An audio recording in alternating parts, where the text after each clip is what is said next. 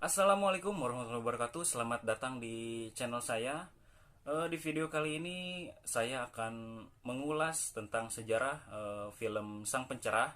Film yang tayang pada tahun 2010 yang disutradarai oleh Hanung Bramantyo, yang pada masanya itu cukup menyita banyak perhatian dan sempat menjadi film yang paling banyak ditonton tentunya.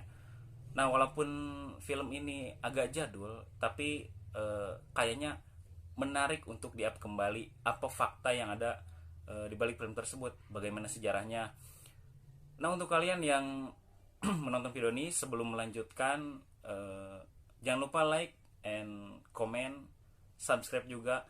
Kalau kalian suka video ini, like. Kalau nggak suka, boleh dislike. Oke, nggak usah lama-lama, langsung saja ke videonya.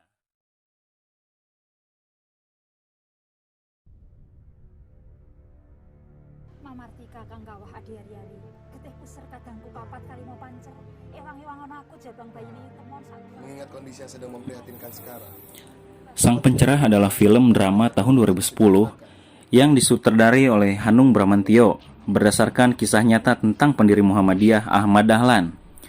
Film ini dibintangi oleh Lukman Sardi sebagai Ahmad Dahlan, Muhammad Ihsan Tarore sebagai Darwis atau Ahmad Dahlan Muda, dan Saskia Dyameka sebagai Nyai Ahmad Dahlan. Film yang digarap Hanung Bramantyo berjudul Sang Pencerah ini mengkisahkan tentang Kiai Haji Ahmad Dahlan, pelopor pembaruan Islam di Indonesia dan pendiri organisasi Muhammadiyah, dengan berbagai intrik yang menarik untuk diikuti.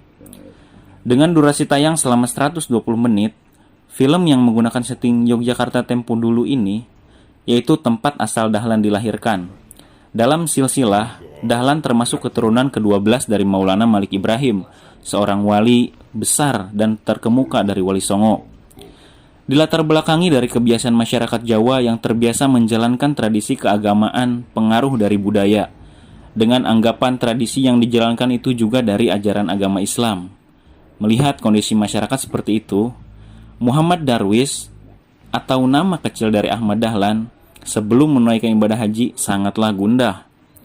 Setelah menyelesaikan studinya di madrasah, di usia yang sangat muda, yaitu 15 tahun, ia pergi haji dan tinggal di Mekah selama 5 tahun.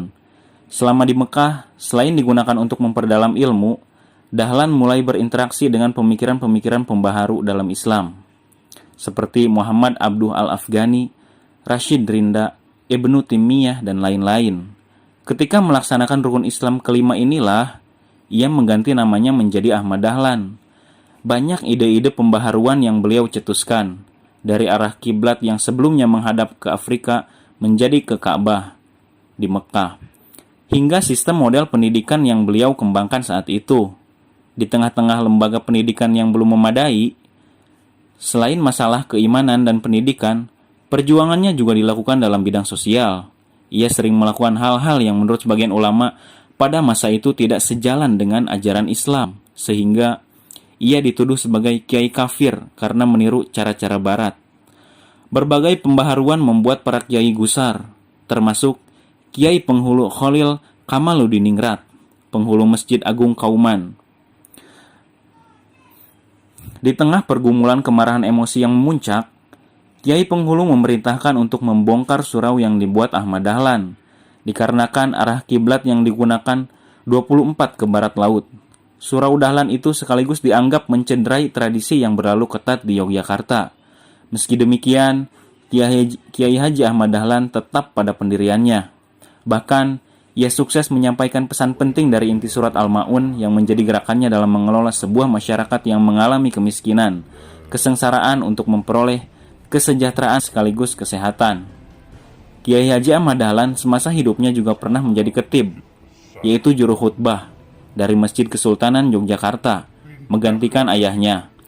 Ia dikenal sangat jujur, pandai dan sungguh-sungguh dalam bekerja, sehingga Sultan Yogyakarta memberinya gelar Khatib Amin, yaitu khotib yang dipercaya. Kiprah Kiai Haji Ahmad Dahlan dalam pendidikan menjadi sosok kiai juga seorang guru yang mampu mengajar anak-anak di quick school, dahulu disebut sekolah raja. Akhirnya, itulah yang membuat para siswa sekolah Belanda takjub. Kiai Haji Ahmad Dahlan bersama murid-muridnya yang setia, Suja, Sangidu, Fahrudin, Hisham, dan Dirjo mendirikan organisasi Muhammadiyah yang berarti pengikut Muhammad, Nabi utusan terakhir yang diutus oleh Allah Subhanahu wa Ta'ala. Keteguhan Kiai Haji Ahmad Dahlan bersama istrinya Siti Waliyah atau Nyi Dahlan menjadi inspirasi untuk bersama-sama berjuang dalam kebaikan, menghargai perbedaan, menyemai kepedulian. Ide yang tercetus itulah yang menumbangkan sistem berpikir tradisional, kemudian menciptakan sistem berpikir yang progresif revolusioner. Setting atau lokasi film yang disajikan memang menarik, sehingga beberapa pemilihan pemain hingga tradisi kebiasaan masyarakat yang dipaparkan seolah kita diajak kembali menggunakan mesin waktu tempo dulu. Bumbu adegan lucu saat kedatangan Kiai dari Magelang dikemas secara apik pula. Hanya saja, titik klimaks yang disajikan kurang berkembang. Titik pergumulan melihat langgar yang dibakar menjadikan Kiai Haji Ahmad Dahlan masyghul, berniat untuk meninggalkan Yogyakarta selama-lamanya, hingga dikejar kakaknya untuk kembali. Adegan itulah yang dapat dijadikan titik klimaks dalam cerita yang dapat dikembangkan lagi. Ending cerita kurang menggreget, bahkan terkesan datar-datar saja.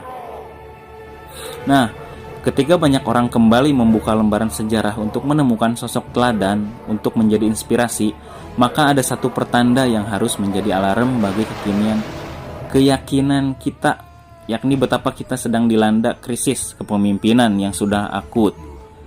Statement di atas mendorong kita untuk menempatkan film Sang Pencerah sebagai protes penutup rakyat Indonesia di perjalanan di penghujung tahun 2010 lalu. Menariknya, protes penutup rakyat itu dilakukan oleh Hanung Bramantyo dengan cerdas, tanpa harus berdemo yang kadang bawa petaka. Hanung berhasil menyampaikan inti protes rakyat, dan itu dilakukan Hanung dengan meminjam sosok dan sekaligus sang pencerah itu sendiri, yakni Kiai Haji Ahmad Dahlan. Melalui film yang didanai oleh Ram Punjabi ini, Hanung sepertinya ingin menyuarakan suara anak bangsa, khususnya dari unsur Muhammadiyah, yang ingin mengatakan bahwa Indonesia memang belum berubah. Lihatlah, apa yang terjadi pada masa kini adalah juga kejadian yang pernah terjadi pada masa lalu, sebagaimana yang dialami oleh Kiai Haji Ahmad Dahlan pada masanya. Hebatnya, jika Kiai Haji Ahmad Dahlan bisa menghadapi kondisi kekiniannya dengan solusi Muhammadiyahnya, tapi kondisi kekinian yang kita hadapi belum berhasil dihadapi dengan solusi yang melebihi apa yang sudah dihasilkan oleh Kiai Haji Ahmad Dahlan dahulu.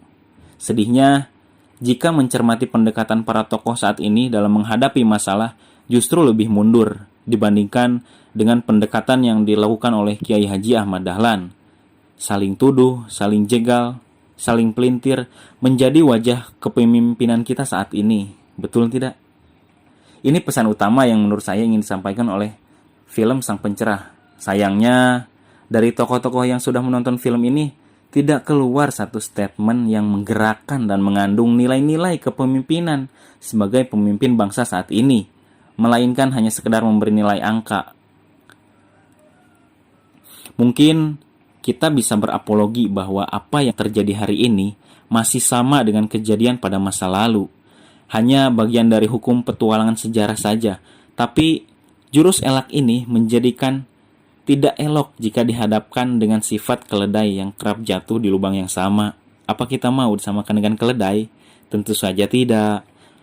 Perulangan sejarah mestinya memberi pesan indikator bahwa jika kejadian masa lalu masih juga terjadi kembali, maka itu pertanda tidak ada yang disebut perubahan pada diri bangsa ini. Mungkin sekian yang dapat saya sampaikan dari ulasan film ini. Semoga bermanfaat. Wassalamualaikum warahmatullahi wabarakatuh.